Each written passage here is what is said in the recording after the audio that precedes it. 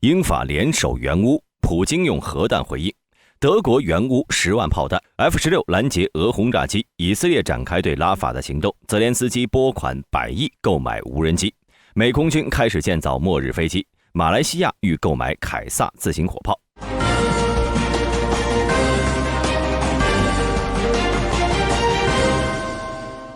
5月6号，俄罗斯国防部在社交媒体发布消息，表示俄罗斯总统普京指示俄罗斯总参谋部准备进行战术核武器演习，以练习使用战术核武器。俄罗斯国防部表示，这些演习将涉及俄罗斯南部军区的导弹编队以及俄罗斯航空和海军部队。俄罗斯国防部和俄罗斯外交部都着重指出，这次核演习是回应西方官员之前对俄罗斯的挑衅性言论和威胁。所谓的挑衅性言论呢，即5月2号，英国外交大臣卡梅伦在访问基辅期间呢，声称由乌克兰决定如何使用英国武器，并坚称乌克兰有权打击俄罗斯领土上的目标，只要有必要，英国将每年提供30亿英镑用于援助乌克兰。在该消息发出后呢，俄罗斯外交部称其为危险言论。而法国的外籍兵团也在不久之前抵达了乌克兰，并已经产生了伤亡。马克龙声称，未来还继续会向乌克兰派遣大约1500人的地面部队，他们将直接前往恰西夫亚尔等战斗最激烈的区域。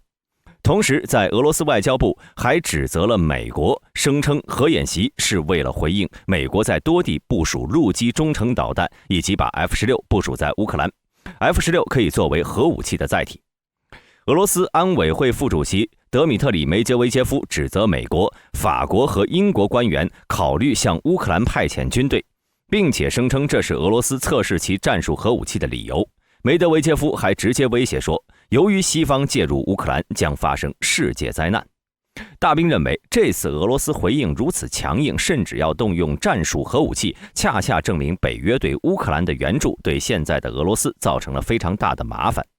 事实上，自从俄乌战争爆发以来，俄罗斯就一直试图用核讹诈来胁迫国际社会改变对乌克兰的态度，然而一直没有什么卵用。如今英法美加大对乌援助力度，莫斯科担心这会让乌克兰的战斗力再次上升，造成接下来的夏季攻势无法取得预期的战略成果，或者对俄军造成巨大伤亡。所以俄罗斯一直将核演习和模糊的核报复威胁与西方，以迫使西方决策者自我威慑，以缓和对乌克兰的支持。而事到如今呢，仅靠言论是无法影响西方对乌克兰的态度的，这迫使俄罗斯开始尝试更为激进的方式来威慑国际社会。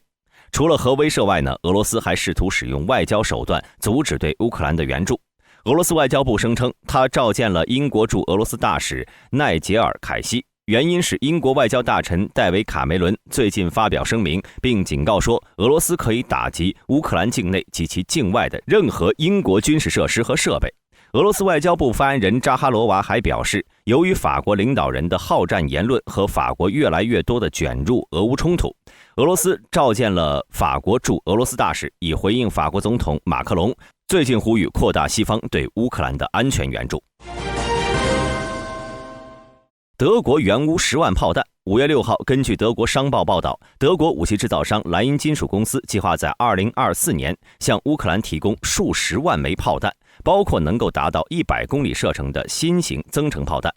莱茵金属首席执行官帕佩尔格强调，火炮是游戏规则的改变者。他强调了莱茵金属公司今年向乌克兰发送数十万枚炮弹的决心。这些援助货物将包括有120毫米和155毫米口径，适用于西方国家向乌克兰提供的装甲车和火炮系统。帕佩尔强调，莱茵金属公司非常重视火炮制造，在俄罗斯全面入侵之前，这家军备公司的年产能约为7万发炮弹。然而今年该公司计划生产70万发炮弹。在2月份的慕尼黑安全会议上，帕佩尔与乌克兰战略工业部长签署了一份谅解备忘录，在乌克兰的另一家联合工厂生产武器炮弹。大兵认为，随着俄罗斯加强对乌克兰城市的空袭，并在乌克兰东部前线取得进展，严重的弹药短缺限制了乌克兰军队的反应能力。目前，乌克兰和俄罗斯的炮兵射击比例大约为1:11。俄罗斯最近加强了炮火，从而削弱了乌克兰的防御，这导致俄罗斯取得了重大进展。尤其是在面对俄罗斯的夏季攻势时，对炮弹的需求可能会更高。虽然莱茵金属声称10万发炮弹将在今年抵达，不过兵贵神速啊，如果不在俄罗斯大规模进攻之前对乌克兰进行援助，那么这批物资带来的战略意义将大大降低。5月2号，4架俄罗斯军机飞入了阿拉斯加防空识别区内，被美国空军拦截。北美航空航天防御司令部在新闻稿中称，俄罗斯飞机留在国际空域，没有进入美国或加拿大领空。俄罗斯在阿拉斯加防空识别区的这种活动经常发生，不被视为威胁。虽然北美防空司令部没有提供有关拦截的更多细节，但根据俄罗斯消息，这次任务至少有2架图 95M 轰炸机，以及1架苏 35S 和1架苏 30SM 护航。同时，1架图95上的俄罗斯飞行员还拍摄了伴随飞行的美军战机，这是一架来自艾尔森空军基地第16战斗机拦截中队的一架 F-16C。该部队前身为第18中队，是美国空军在阿拉斯加的专用空军部队，在2024年2月2号重新命名为第18战斗机拦截队。有趣的是俄罗斯发布的短片显示 F-16C 采用典型的侵略者迷彩配色方案，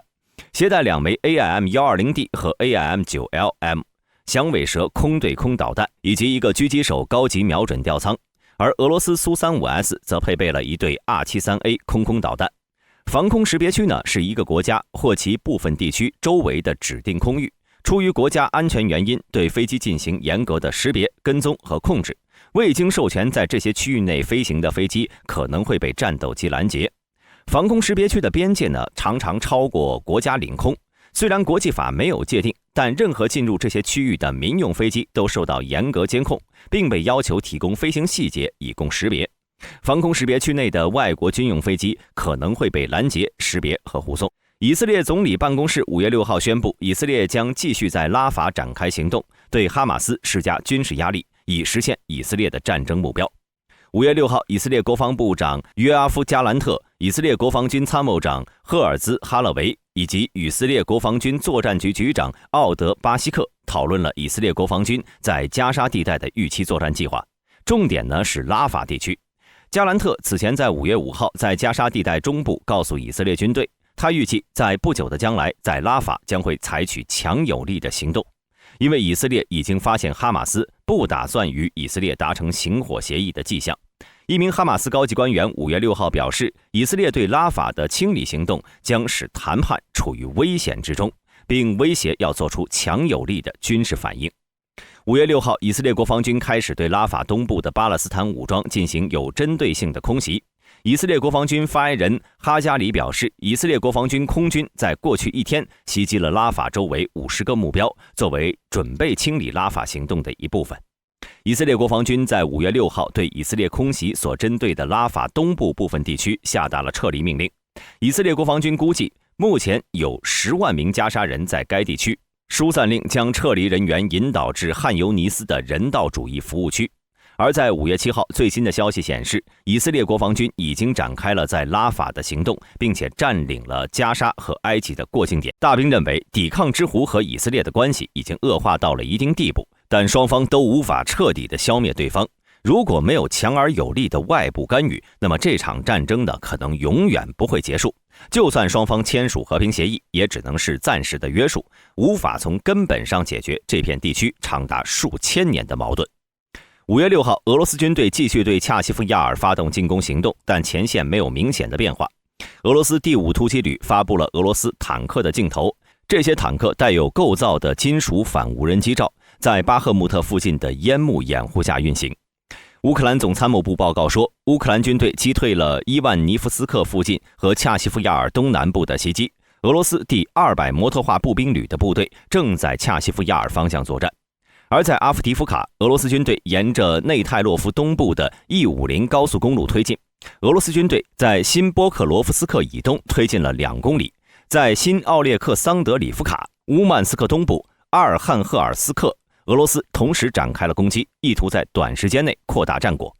至于在南部和北部战线呢，乌克兰的处境依旧十分艰难。大兵认为，北约给予了乌克兰太多的空头支票了，所谓的军事援助来得太晚，而且依旧没有解决如今乌克兰缺乏弹药以及防空系统的问题。